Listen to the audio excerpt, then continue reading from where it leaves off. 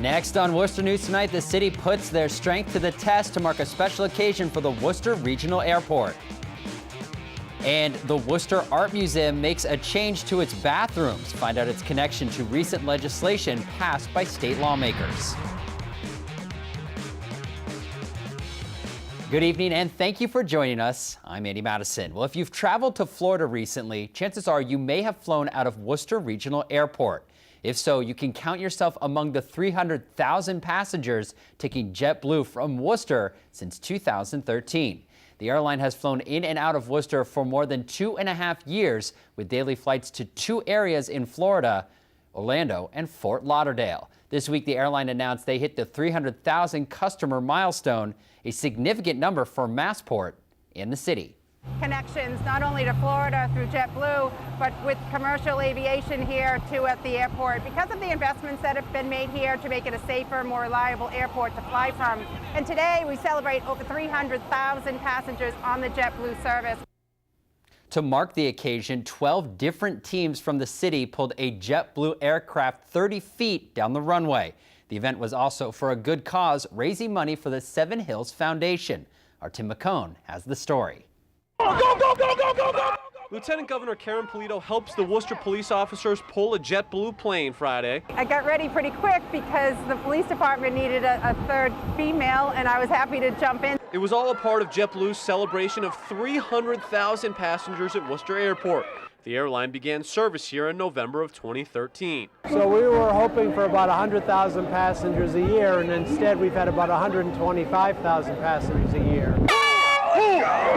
Friday, 12 teams from the city pulled an Airbus 320 weighing 91,000 pounds, 10 yards. With the recent success of JetBlue, Worcester Airport could likely be seeing more of these planes in the future. We definitely think it will lead to expansion over the years as people see the success JetBlue has had. The airport also hosted Wings for Autism Friday, a program that helps autistic kids become comfortable with flying. These families were bringing their sons and daughters who've never flown before into the building and into the plane to be more comfortable with the idea of flying to places. The plane pull isn't a new contest for the airline, but Massport says like their experience so far in Worcester, it was a success. We had a plane pull in Boston a few years ago, and I think we had about 8 or 9 teams, and today here we have 12 teams. So Worcester has already done better than Boston in terms of team spirit.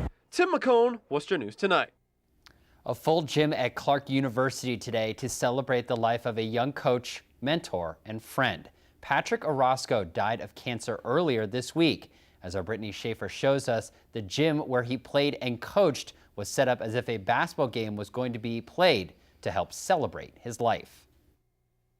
Things that I try to incorporate into my everyday life today are things that I learned from Pat. A sea of red at the Nether Athletics Center Friday to celebrate the life of Patrick Orosco.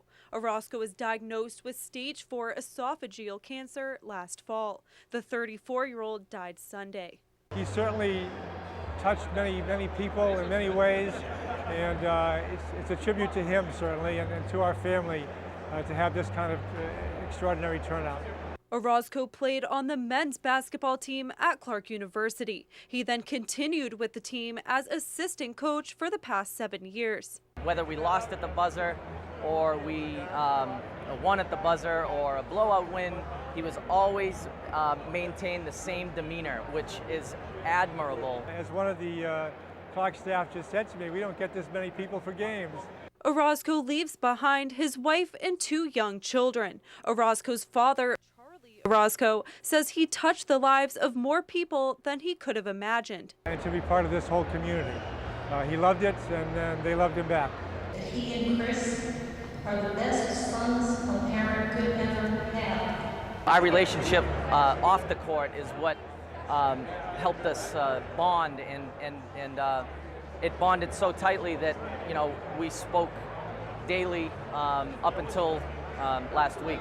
Those close to him remember how upbeat and gracious Orosco was while battling cancer. Even right on his last days, just easy to talk to, joking around a little, but just saying, you know, thank you to us. And, you know, our last words were, you know, thank you. So on last Friday, he was told that he was not going to survive, and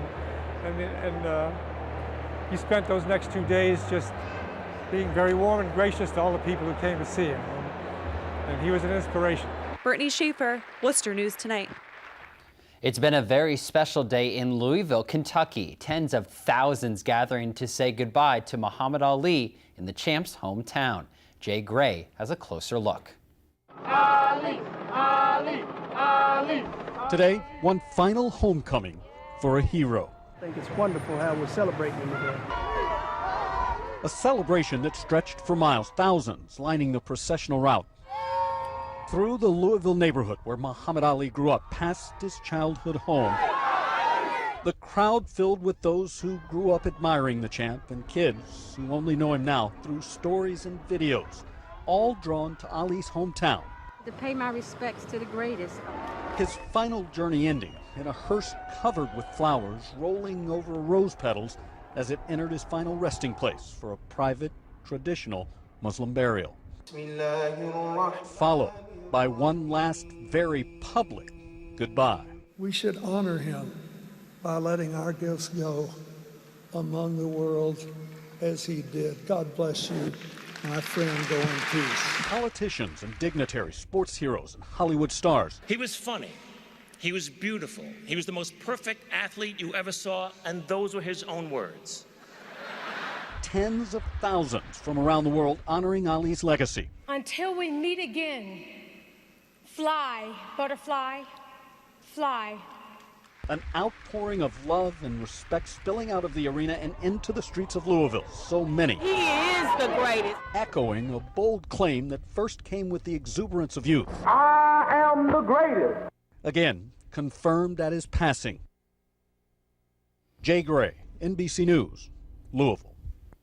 Now here in Worcester, the Islamic Center of Greater Worcester prayed for Muhammad Ali. Hundreds gathered in 2 different mosques to pray. The boxing champion passed away earlier this week at the age of 74. The Islamic Center of Greater Worcester says he was a role model for all people. It was very important to the Muslim community. The Worcester Art Museum makes a change to its bathroom facilities. According to the Telegram and Gazette, the museum has made their single-stall bathrooms all-gender restrooms. The change comes a little more than a week after the Massachusetts House of Representatives passed a bill to protect transgender people. The best and brightest in robotics are in Worcester this week. WPI's Touch Tomorrow Festival takes place Saturday at the school's football field. The school has partnered with NASA for the region's largest interactive science, technology, and robotics festival. Today we got a look at some of the robotics competitions that attract people of all ages all across the country to Worcester. But your solutions become about the same all the time. So now we're reaching out to the community, come and help us, bring us fresh ideas. The innovation happens when new people come. I drove here on Sunday night to make it in time for the beginning of the competition, and yeah, well, it was worth the drive. That contestant drove all the way from Toronto. This is the 5th year of the event. It's free and starts at 10 a.m. tomorrow. The Dudley Zoning Board rejects the Muslim cemetery application Thursday night. The Islamic Society of Greater Worcester wanted to purchase 55 acres of farmland on Corbin Road. The land would be used as a burial ground. The Islamic Society says at the moment they have to drive to another state to bury and visit their dead.